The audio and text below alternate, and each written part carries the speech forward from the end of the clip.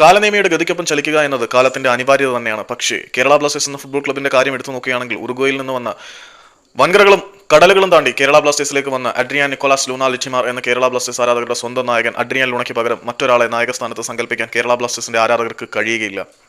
അതുകൊണ്ട് തന്നെ കേരള ബ്ലാസ്റ്റേഴ്സ് ഇത്തവണ തങ്ങളുടെ സ്ക്വാഡിന്റെ ക്യാപ്റ്റനെ ഔദ്യോഗികമായിട്ട് അനൗൺസ് ചെയ്തിരിക്കുകയാണെന്ന്. അഡ്രിയാൻ ലൂണയാണ് കേരള ബ്ലാസ്റ്റേഴ്സിന്റെ നായകൻ. വൈസ് ക്യാപ്റ്റനായിട്ട് മിലോസ് ട്രിങ്കിച്ചിനെയും അനൗൺസ് ചെയ്തിരിക്കുകയാണ്.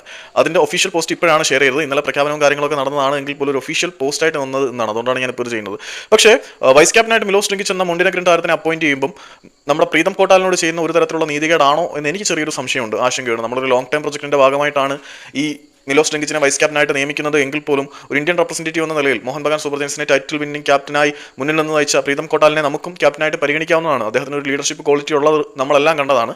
ഇപ്പോൾ മിലോസ് ട്രിങ്കിച്ചിനെ വൈസ് ക്യാപ്റ്റനായിട്ട് നിയമിക്കുന്നത് എല്ലാവർക്കും സ്വീകാര്യമാണ് എങ്കിൽ പോലും എനിക്ക് ഈ ഒരു കാര്യത്തിൽ പ്രീതത്തിനെ വൈസ് ക്യാപ്റ്റൻ ആക്കിയിരുന്നെങ്കിൽ കൊള്ളാം എന്നൊരു ഐഡിയ ഉണ്ടായിരുന്നു. പക്ഷേ നമ്മളുടെ ഐഡിയകൾ ഇവിടെ നിന്ന് തള്ളാൻ മാത്രമേ പറ്റത്തുള്ളൂ. കേരള ബ്ലാസ്റ്റേഴ്സിന്റെ വരാൻ പോകുന്ന സീസണിലെ ക്യാപ്റ്റൻ മറ്റാരുമല്ല, ഉറുഗ്വേയിൽ നിന്ന് വൻകരകളും മലകളും കടലുകളും താണ്ടി കേരള ബ്ലാസ്റ്റേഴ്സിന്റെ ആരാധകരുടെ വെന്ത് വെണ്ണീറായിപ്പോയ പ്രതീക്ഷകൾക്ക് പുതുജീവൻ നൽകിയ നമ്മുടെ സ്വന്തം അഡ്രിയാൻ നിക്കോളാസ് ലൂണ ലിറ്റിമാർ എന്ന ബ്ലാസ്റ്റേഴ്സ് ആരാധകരുടെ മധ്യനിരയിലെ മാന്ത്രികൻ അഡ്രിയാൻ ലൂണ.